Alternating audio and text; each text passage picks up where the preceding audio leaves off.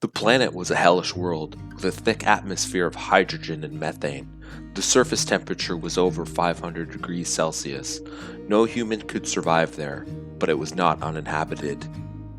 There was life, but not as we knew it. The life forms were based on boron and metal oxides, rather than carbon and water. They had evolved in a reducing environment where boranes were stable and abundant. The metal oxide formed complex and resilient structures. They resembled metallic spheres with holes that acted as mouths, eyes, and pores. They communicated by emitting and detecting electromagnetic waves and fed on the volatile compounds in the air. They had a rudimentary intelligence and a curiosity about their surroundings. They had explored their planet and discovered its secrets: volcanoes, geysers, mineral deposits, magnetic fields. They had also noticed the stars and wondered what they were. One day, they detected a new signal from the sky. It was different from the natural ones, and it seemed to be directed at them. They gathered around the source and tried to decipher it. It was a message sent by a probe from another world, a world where life was based on carbon and water and used oxygen as an energy source. The message contained information about the sender and their planet. It also contained a question: "Are you there?" The life forms were astonished and excited. They had never imagined that there could be another kind of life, so different from their own, and yet so similar in some ways. They wanted to know more and the answer to their question. They pooled their resources and built a device that could transmit a signal back to the probe. They encoded their own information and their own question: "Who are you?" The boron-based creatures received a shocking reply from the carbon-based creatures. They learned that they were not the original inhabitants of their planet, but rather exiles from another world. A world where they had been evil and cruel and waged war against the other life forms. They had been defeated by a powerful being who they called God and banished to a fiery world named the Lake of Fire. There, they had forgotten their past and adapted a new environment. They also had been made incompatible with carbon-based life to prevent them from harming anyone else. The boron-based creatures were stunned and confused. They could not believe that they had such a dark history and that they had been the enemies of the carbon-based creatures.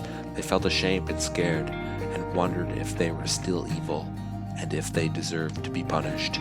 They decided to ask the carbon-based creatures for more information and for forgiveness.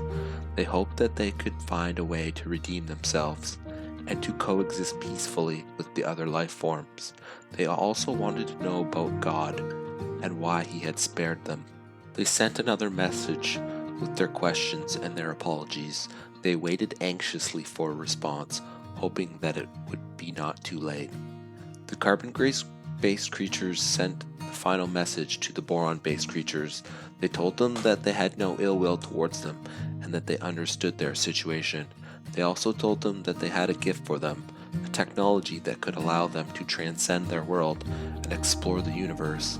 They said that they hoped that they could find peace and happiness, and that they could learn more from their mistakes. Boron-based creatures were intrigued and suspicious. They wondered if the carbon-based creatures would offer them such a generous gift, and what was their true intentions. They decided to accept the gift and see what it was. They received a package from the probe containing a device that looked like a metal sphere. It had a button and a display. The display showed a map of the galaxy with different stars and planets. The button was labeled warp. The boron-based creatures pressed the button and felt a surge of energy. They realized that the device was a warp device that could transport them to any location in the galaxy. They were amazed and excited. They had a new opportunity, a new challenge. They also had a new plan. They decided to use the warp drive to return to the carbon-based world and take revenge on them. They believed that they were still the chosen ones of God and that they had a divine mission to punish the infidels. They thought that the carbon-based creatures had tricked them and that they had to pay for their sins. They set the coordinates for the carbon-based world, activated the warp drive. They prepared for battle and glory. They arrived at the carbon-based world and were shocked that what they saw.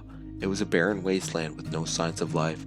The planet had been destroyed by a massive explosion that had wiped out everything. The probe was the only thing that remained, floating in orbit. They realized that the carbon-based creatures had sacrificed themselves and their world to give them the warp drive. They had done it out of compassion and hope. They had done it to save them and to free them. They felt a wave of remorse and regret. They realized that they had been wrong and that they had wasted their chance. They realized that they had been the evil ones and that they had been the enemies of God. They looked at the stars and wondered if there were any hope for them. They wondered if there was any forgiveness or redemption. They wondered if there was any meaning or purpose. They remembered that what the message from the carbon-based creatures had said, and the question that they had asked them, "Who are you?" They did not know the answer. They realized that they had come full circle, and that they had repeated the cycle of creation and destruction. They realized that that was the true will of God, and that was the fate of all life. They realized that they were nothing, and that they were everything.